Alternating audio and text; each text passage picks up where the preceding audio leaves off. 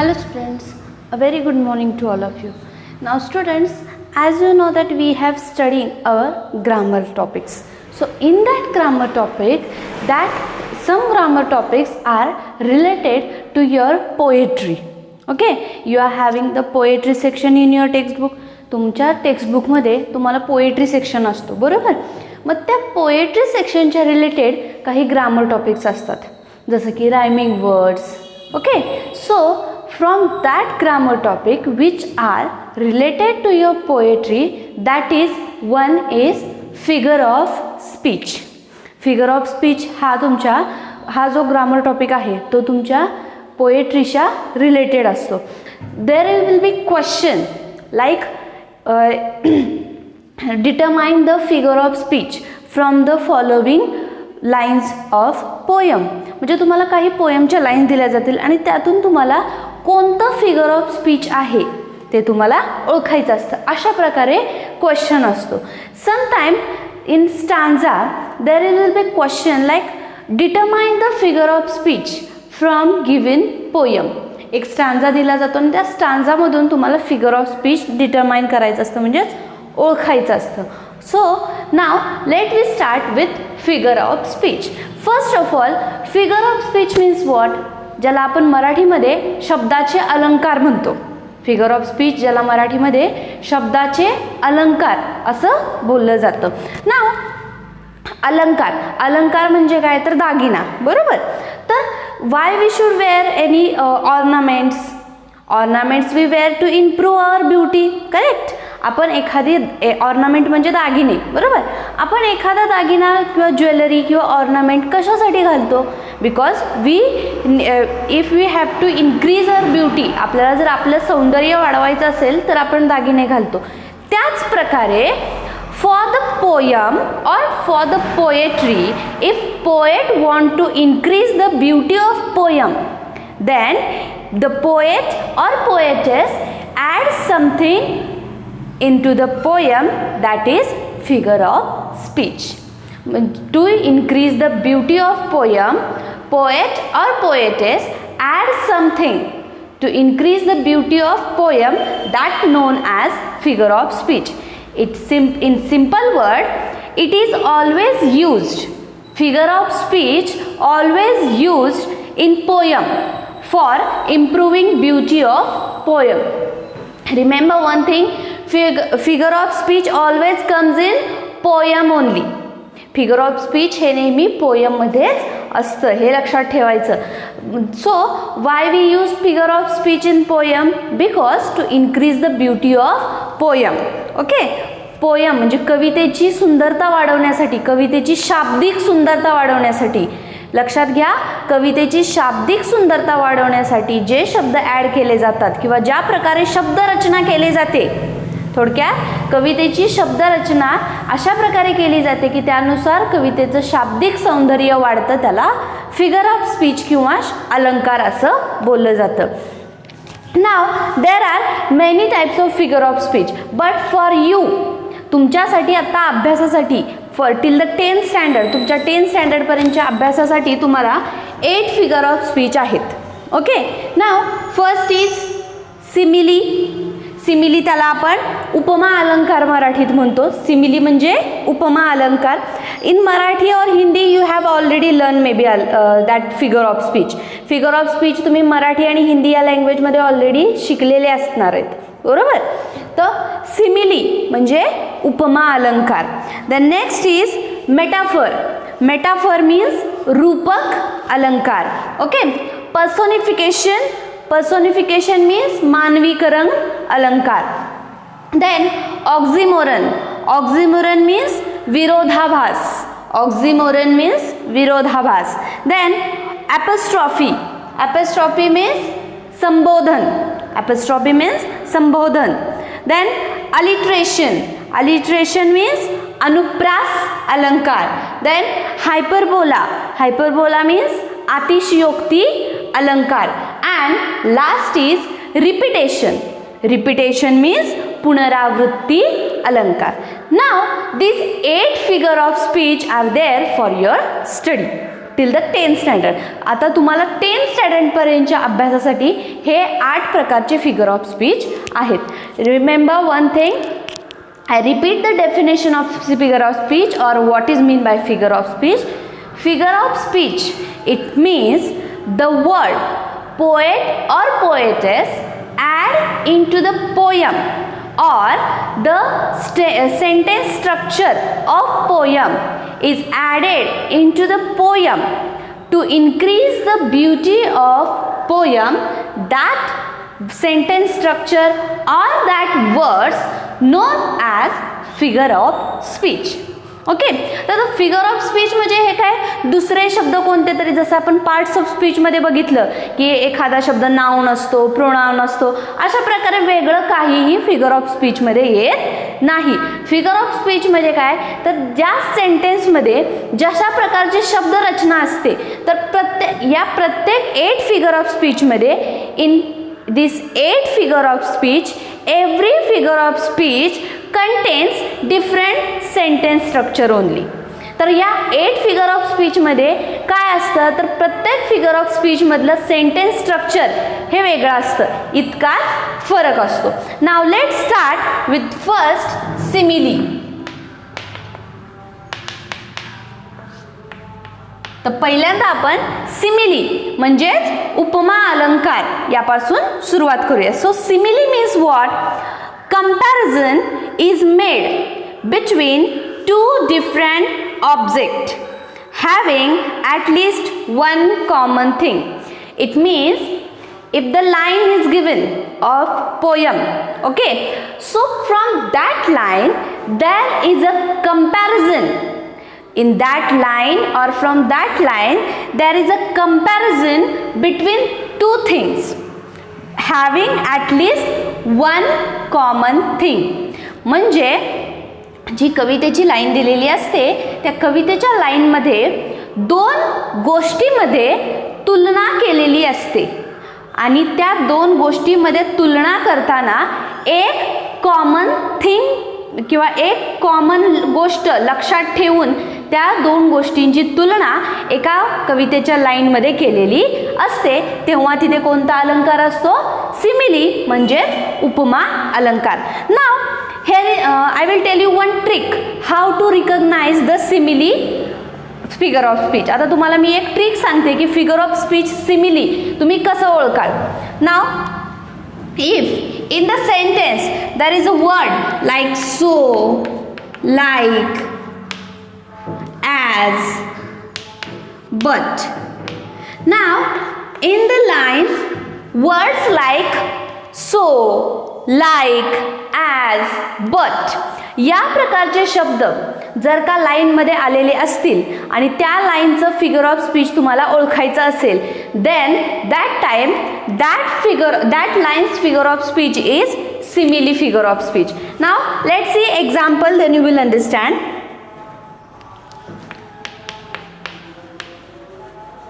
Where the wind is like a whetted knife.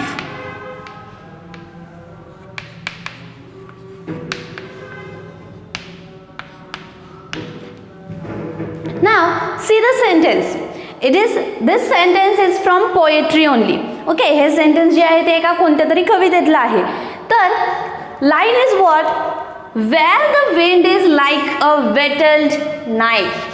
Okay, now in this sentence, by the trick only you can understand, in the sentence like word is there, so this sentence is of which figure of speech?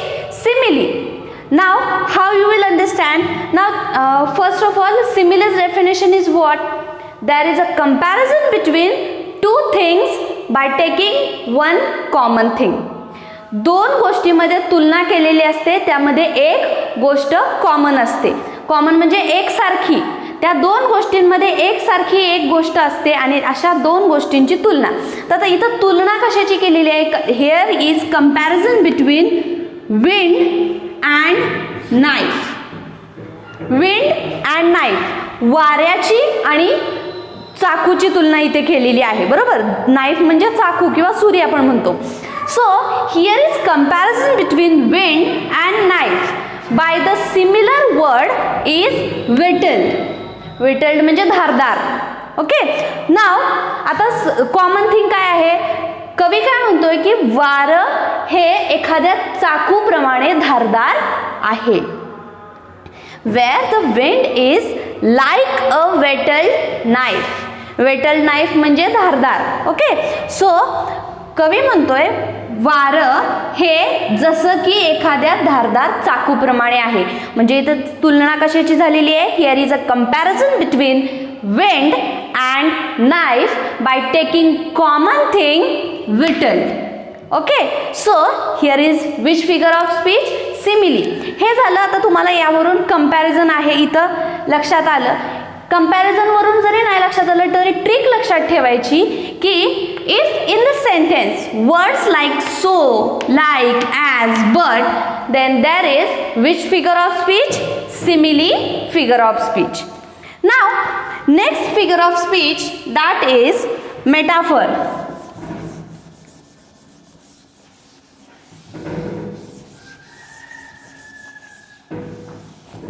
Second is metaphor.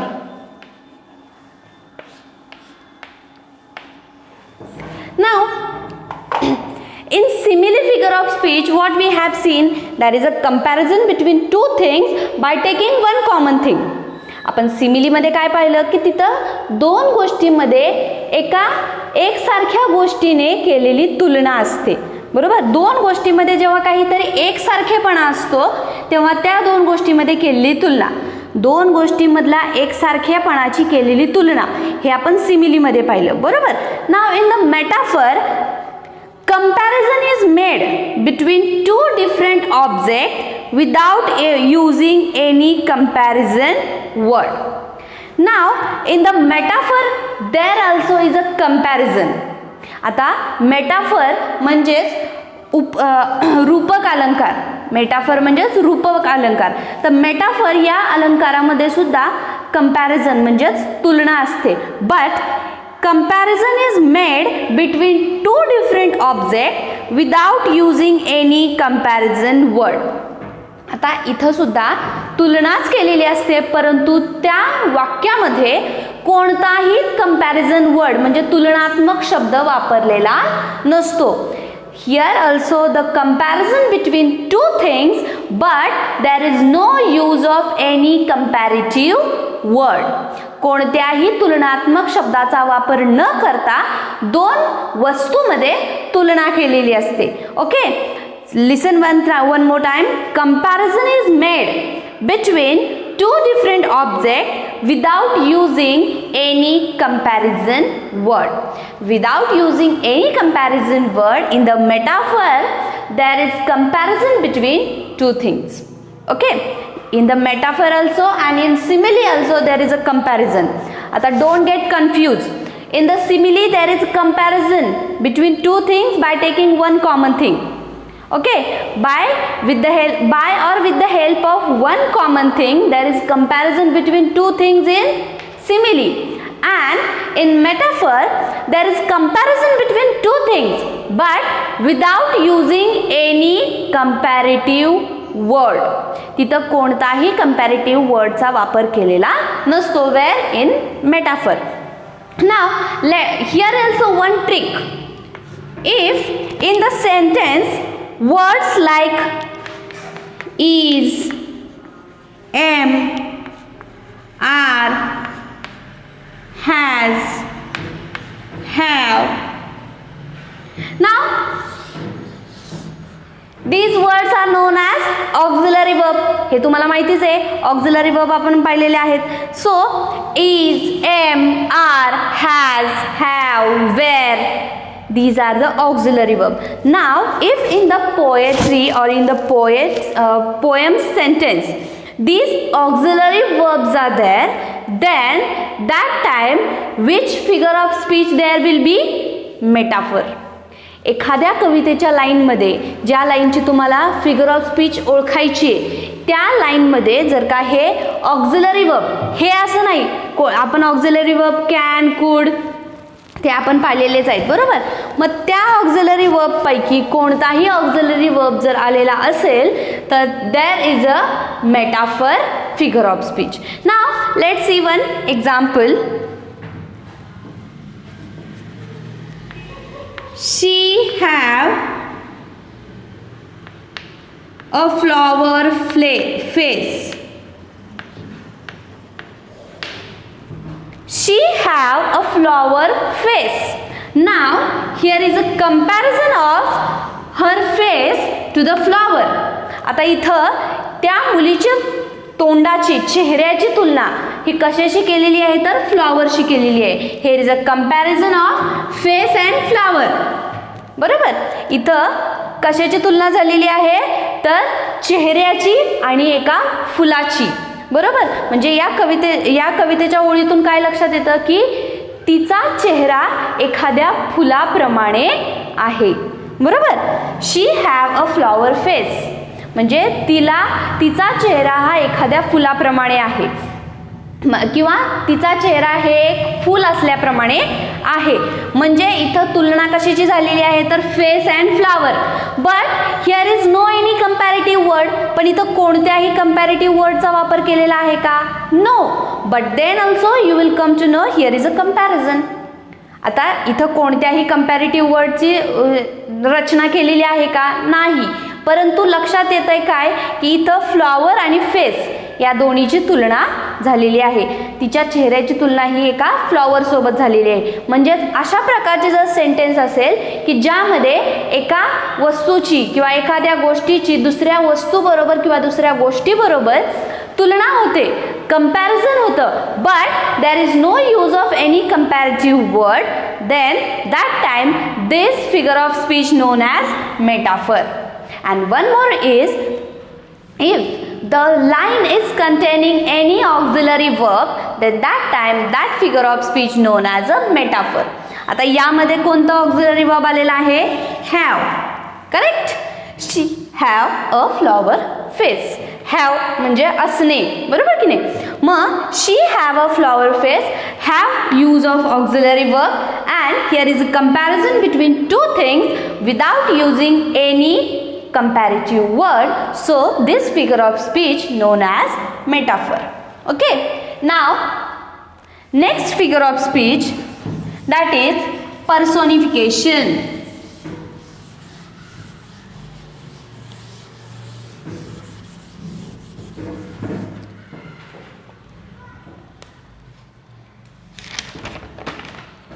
Number 3, personification.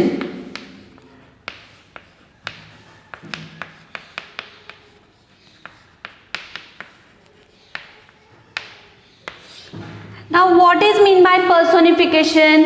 Personification means मानवीकरण. Okay. Now personification. See, giving human qualities to object or thing. It means if in the poem, the line of the poem giving the human qualities to object or thing.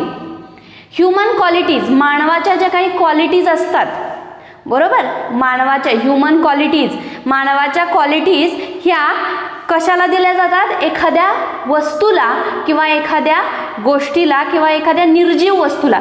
म्हणजेच काय की सजीव गोष्टीच्या, सजीव व्यक्तीच्या ज्या काही qualities आहेत त्या एखाद्या निर्जीव वस्तूला दिल्या जातात. त्या लाईनमध्ये कोणतं फिगर ऑफ स्पीच असतं? पर्सोनिफिकेशन म्हणजेच मानवीयकरण.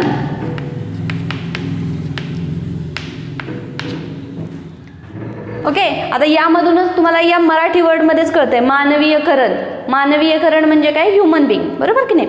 तर ह्युमन बिईंगच्या ज्या काही क्वालिटीज आहेत त्या ह्युमन बिईंगच्या क्वालिटी म्हणजेच लिव्हिंग थिंगच्या क्वालिटी एखाद्या नॉन लिव्हिंग थिंगला दिल्या जातात. It means there is a personification figure of speech. Now here is trick. Which trick makes non-human thing seems like a human being? Makes non-human thing seems like human thing. म्हणजे एखादा non living thing हा एखाद्या सजीव वस्तूसाठी, non living thing म्हणजे काय, निर्जीव, बरोबर की नाही.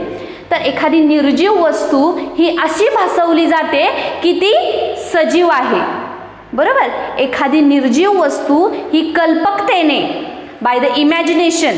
कविता म्हणजे काय, काही वेळेला कवितेमध्ये इमॅजिनेशन असतं, बरोबर की नाही. Most of the poems are based on the imagination.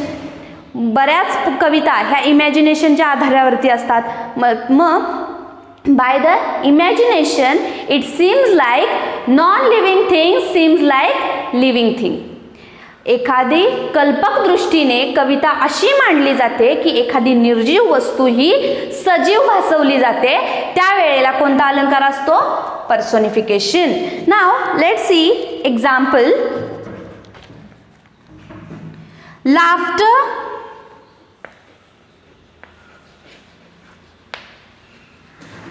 holding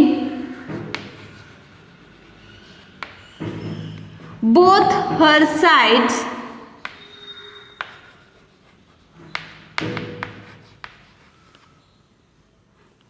now in this sentence ना laughter म्हणजे काय, हसणे, बरोबर की नाही. तर आता हसणे हे काय सजीव वस्तू आहे का, हसणे ही एक भावना आहे, बरोबर.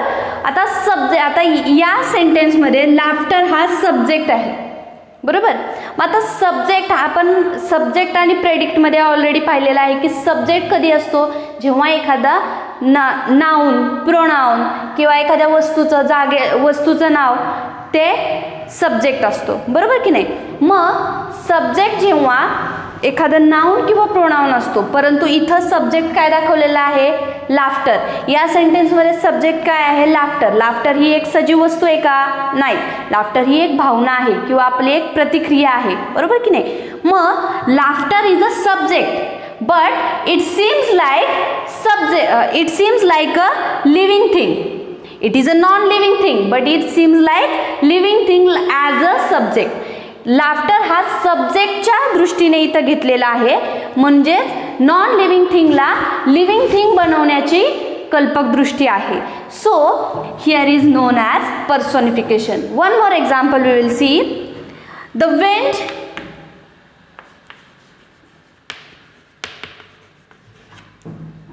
blew down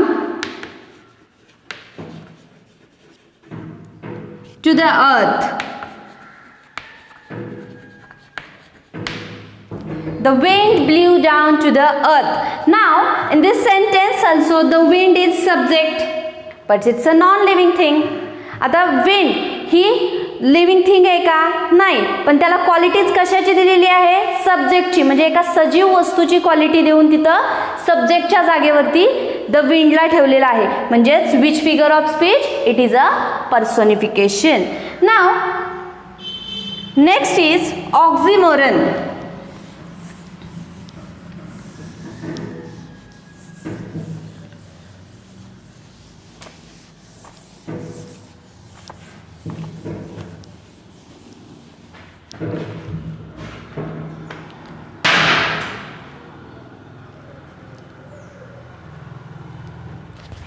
Number 4,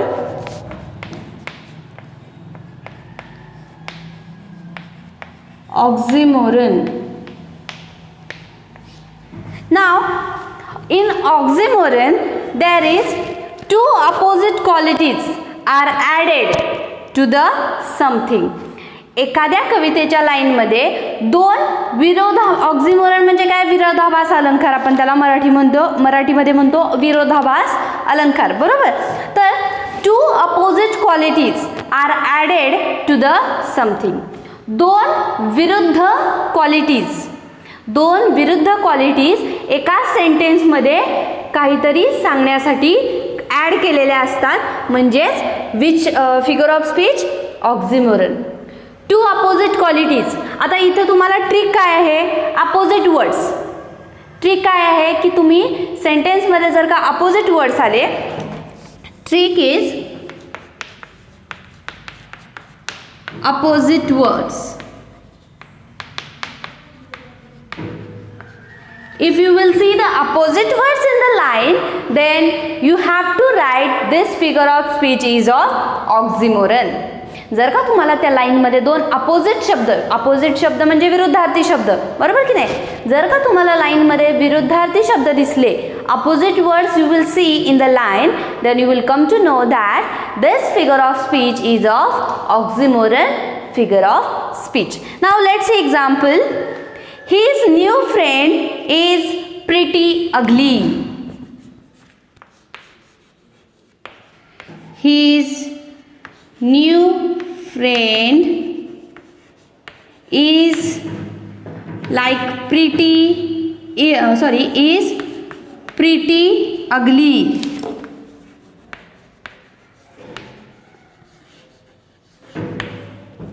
His new friend is pretty ugly.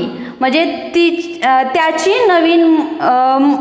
नवीन मित्र किंवा मैत्रीण इज प्रिटी अगली. प्रिटी म्हणजे सुंदर, अगली म्हणजे विचित्र, बरोबर की नाही. तर आता these are two opposite word. Pretty opposite to ugly, correct. So this two opposite words comes in one sentence. That time that figure of speech known as oxymoron figure of speech. One more time I repeat, if the two opposite words comes in one sentence to show the opposite qualities, to add something in a sentence, that time that figure of speech known as oxymoron figure of speech, म्हणजे ज्याला आपण मराठीमध्ये विरोधाभास अलंकार म्हणतो. Now next is apostrophe. Number 5, apostrophe.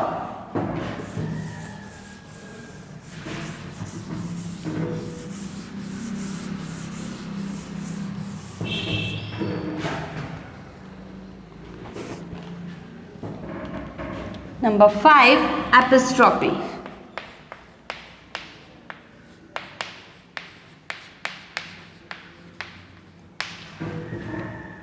Now apostrophe, this is very simple figure of speech. You will understand by reading only. How? Because in apostrophe figure of speech, using a symbol like exclamatory mark. Exclamatory mark या सिम्बॉलचा जर का त्या लाईनमध्ये use केलेला असेल तर ते कोणतं फिगर ऑफ स्पीच असतं? ॲपस्ट्रॉफी फिगर ऑफ स्पीच असं ओळखलं जातं. जर का सेंटेन्समध्ये एक्सक्लामेटरी मार्कचा यूज केलेला असेल तर ते ॲपस्ट्रॉफी फिगर ऑफ स्पीच म्हणून ओळखलं जातं. लाव for example,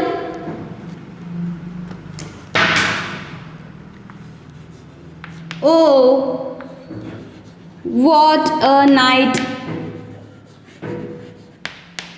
was that.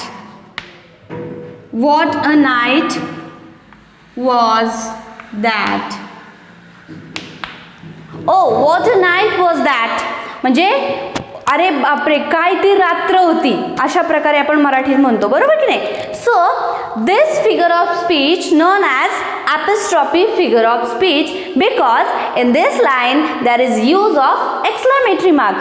So if you will see this type of symbol in this line and you have to recognize the figure of speech, then blindly you can say that is a apostrophe figure of speech. आता हे सगळ्यात सोपं आहे की नाही ओळखायला. इथं तुम्हाला नाही कोणता अपोजिट वर्ड अपोजिट वर्डचा वापर आहे की नाही बघायचे, ना कशाची तुलना केली की नाही बघायचे.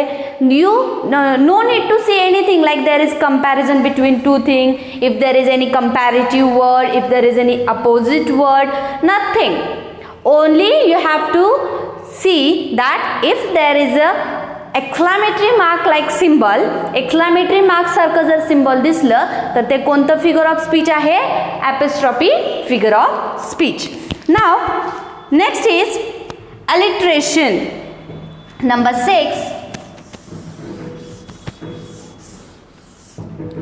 Number 6 is alliteration.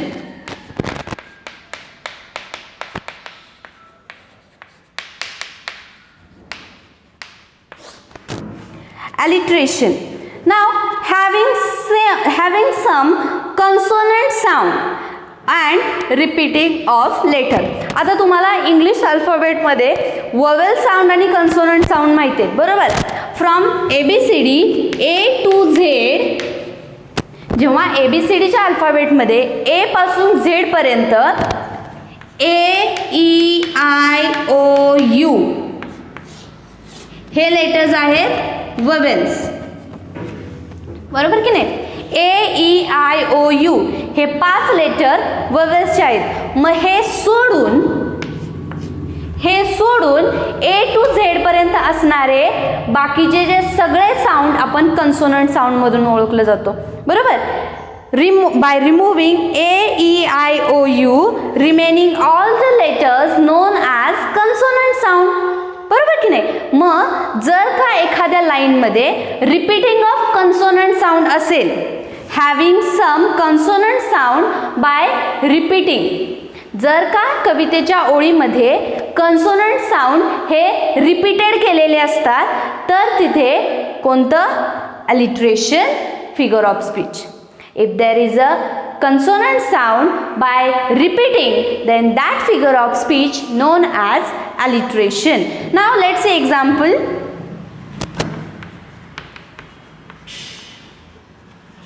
Kiran's kids kept playing. Now which sound is repeating over here? K. K. Kiran's kids kept playing.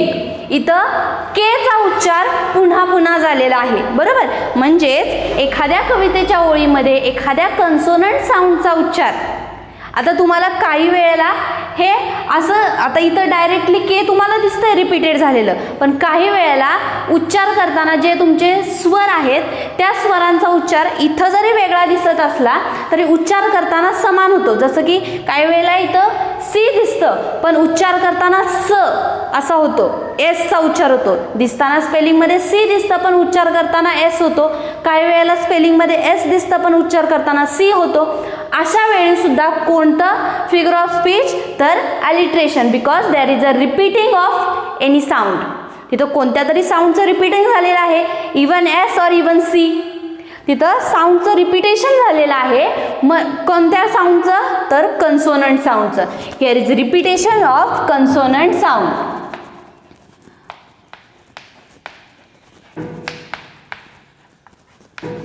consonant sound repetition.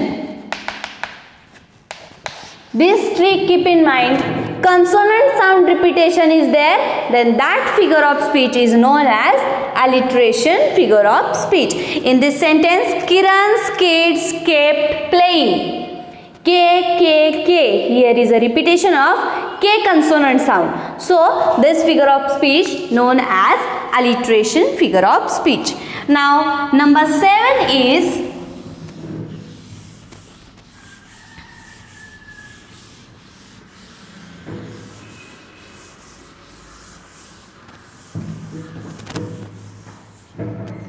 hyperbola.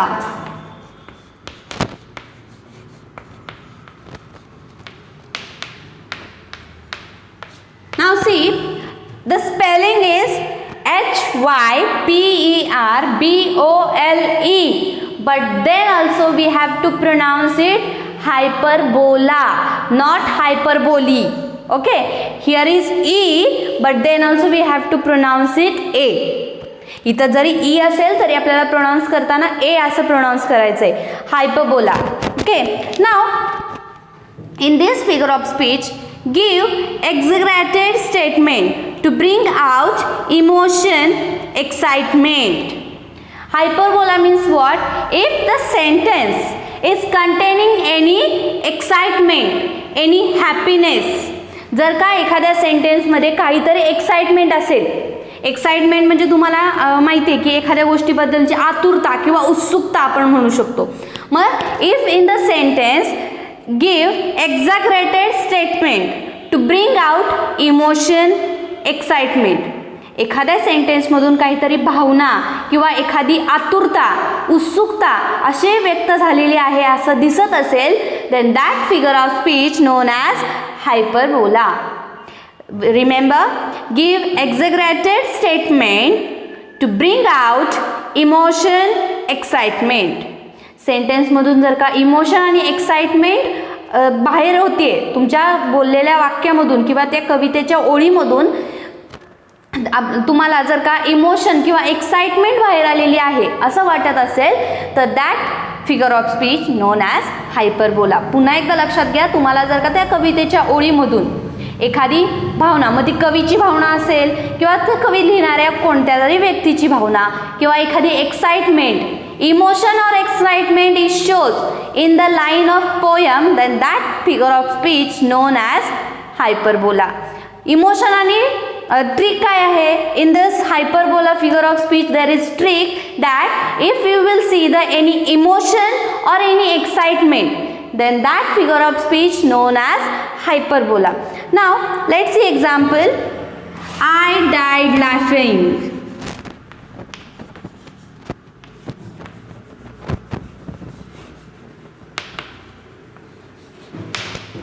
I died laughing.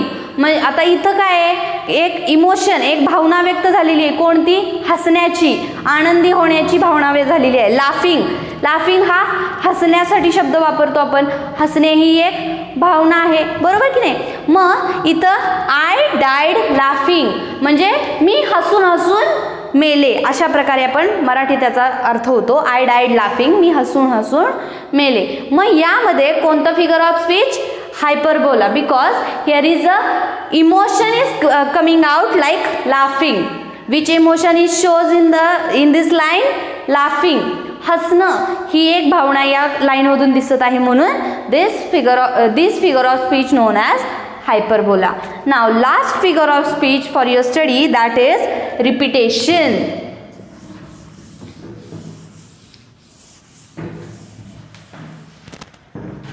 Number 8, repetition.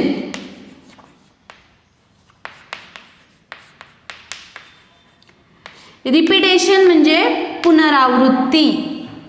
पुनरावृत्ती जसं की एखाद्या गोष्टीचं किंवा एखाद्या शब्दांची पुन्हा पुन्हा तेच ते शब्द येणे म्हणजेच रिपिटेशन. जसं Wien words repeated for musical effect. When the words are repeated, when in the poem the words are repeated for the musical effect. एखाद्या लाईनमध्ये, कवितेच्या एखाद्या लाईनमध्ये काहीतरी म्युझिकल इफेक्ट टाकण्यासाठी कवीने काही शब्दांची पुन्हा पुन्हा पुनरावृत्ती केलेली असते. त्यावेळेस त्या फिगर ऑफ स्पीचला रिपिटेशन फिगर ऑफ स्पीच असं म्हणतात. Like I wish I could see him. I wish I could know him. I wish I could see him. I wish I could know him. आता या सेंटेन्समध्ये repetition झालेलं आहे, बरोबर. I wish I कुड, I wish I कुड, या I wish I कुडचं repetition झालेलं आहे. मग आता ही अशी जर का कवितेची ओळ असेल तर ही कवितेची ओळ पूर्ण एक स्टांजापर्यंत अशीच असते. जसं की I wish I could see him, I wish I could know him, I wish I could heard him, अशा प्रकारे. म्हणजे मी अशी इच्छा व्यक्त करतो की मी त्याला बघेन, मी त्याचं ऐकेन, मी त्याला माहीत करून घेईन, अशा प्रकारे. म्हणजे एकाच किंवा काही शब्दांची पुनरावृत्ती झालेली असते, पुन्हा पुन्हा रिपिटेशन आलेलं असतं. त्यावेळी that figure of speech known as repetition figure of speech. It means that when words are repeated for adding some musical effect. Musical effect टाकण्यासाठी काहीतरी वर्ड्सची पुनरावृत्ती करणे म्हणजे which figure of speech? known as repetition figure of speech. Now these 8 figure of speech are for your study. Now In notes, I will give the information about detail, like trick also I will give in the notes, and some example also I will give in notes. Then you will understand about figure of speech. Thank you.